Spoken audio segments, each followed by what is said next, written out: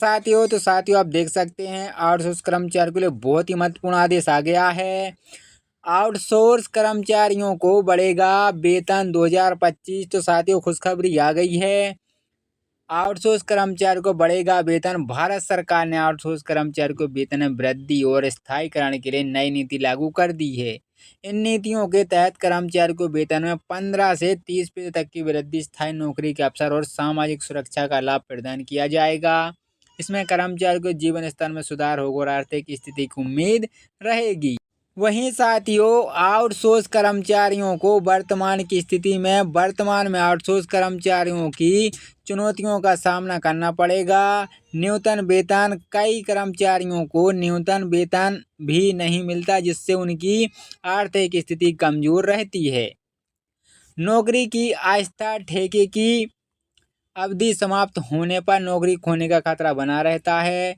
सामाजिक सुरक्षा का अभाव, पीएफ और ईएसआई जैसी सुविधाओं का लाभ नहीं मिलता। कौशल विकास के अवसर की कमी, प्रशिक्षण और कौशल विकास के कार्यक्रम की उपलब्धता रहती है।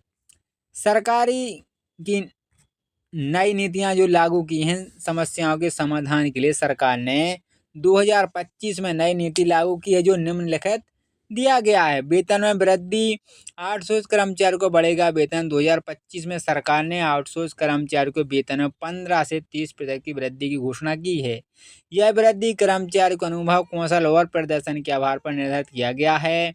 स्थायी नौकरी के अवसर, 3 वर्ष तक लगातार सेवा देने वाले आउटसोर्स कर्मचारियों की स्थायी पदों पर नियुक्ति का अवसर मिलेगा। इसमें नौकरी की सुरक्षा बढ़ेगी। सामाजिक सुरक्षा का लाभ दिया जाएगा। कर्मचारी को ईपीएफ, ग्रेजुएटी और मेडिकल इंश्योरेंस जैसी सुविधाएं प्रदान की जाएंगी, जिससे उनकी आर्थिक स्थिति सुरक्षित और सुनिश्चित होगी। वेतन वृद्धि का विवरण दिया गया है।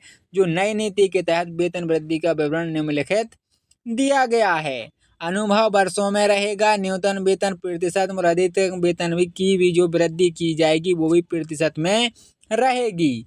जैसे अनुभव 2 सालों का है तो न्यूनतम वेतन में 15% की वृद्धि रहेगी, वहीं अधिकतम वेतन जो 20% की वृद्धि रहेगी। और अनुभव के अनुसार 2 से 5 साल तक का है जिन कर्मचारियों के लिए जो वेतन में प्रतिशत 20% की वृद्धि होगी और 25% का वेतन बढ़ेगा। और 5 से अधिक का जो अनुभव रहेगा कर्मचारी, उनके लिए वेतन में 25% की वृद्धि रहेगी और अधिकतम जो वेतन बढ़ेगा वो 30% तक बढ़ सकता है। यह तालिका दर्शाता है कि अनुभव के आधार पर वेतन वृद्धि का प्रतिशत कैसे बढ़ता है। स्थायीकरण की प्रक्रिया, कर्मचारियों के स्थायीकरण के लिए निम्नलिखित प्रक्रिया अपनाई जाएगी। सेवा अवधि निरंतर 3 वर्षों की सेवा, प्रदर्शन मूल्यांकन, नियम मानकों के आधार पर प्रदर्शन की समीक्षा, प्रशिक्षण, आवश्यक कौशल विकास कार्यों में भागीदारी, रिक्त पदों की उपलब्धता, संबंधित विभागों में स्थायी पदों की उपलब्धता, सामाजिक सुरक्षा लाभों का विवरण और नई नीति के तहत प्रदान किए जाने वाले सामाजिक सुरक्षा का लाभ निम्नलिखित दिया गया है। वहीं साथ ही स्थायीकरण की प्रक्रिया रहेगी। कर्मचारियों के स्थायीकरण के लिए निम्नलिखित प्रक्रिया अपनाई जाएगी। सेवा अवधि निरंतर 3 वर्षों की सेवा के अंतर, प्रदर्शन मूल्यांकन, नियमों मानकों के आधार पर प्रदर्शन की समीक्षा की जाएगी। प्रशिक्षण, आवश्यक कौशल विकास कार्यों में भागीदारी, रिक्त पदों की उपलब्धता, संबंधित विभागों में स्थायी पदों की उपलब्धता रहेगी। सामाजिक सुरक्षा लाभों का विवरण दिया गया है। नई नीति के तहत प्रदान किए जाने वाला सामाजिक सुरक्षा का लाभ निम्नलिखित रहेगा।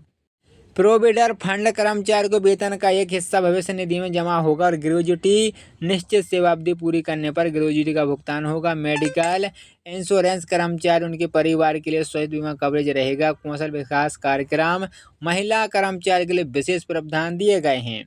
महिला कर्मचारियों को नए नियम के तहत कई अतिथि का लाभ मिलेगा, जिससे कार्यस्थल पर लेकर समानता को बढ़ावा मिलेगा। इसमें निम्नलिखित प्रमुख प्रावधान शामिल हैं। मृत अवकाश, महिला आउटसोर्स कर्मचारियों को 26 सप्ताह का वेतन सहित मातृ अवकाश मिलेगा। महिला सुरक्षा उपाय, कार्यस्थल पर यौन उत्पीड़न से बचाव के लिए नई गाइडलाइन जारी की जाएगी। फ्लेक्सिबल वर्किंग आवर, महिलाओं के लिए घरों से काम करने या लचीला कार्य घंटों की सुविधा प्रदान की जाएगी। प्रमोशन, वेतन में वृद्धि के समान अवसर, महिलाओं कर्मचारियों को पुरुषों को समान वेतन वृद्धि और पदोन्नति के अवसर दिए जाएंगे। कार्य जीवन संतुलन के लिए उपाय दिए गए हैं।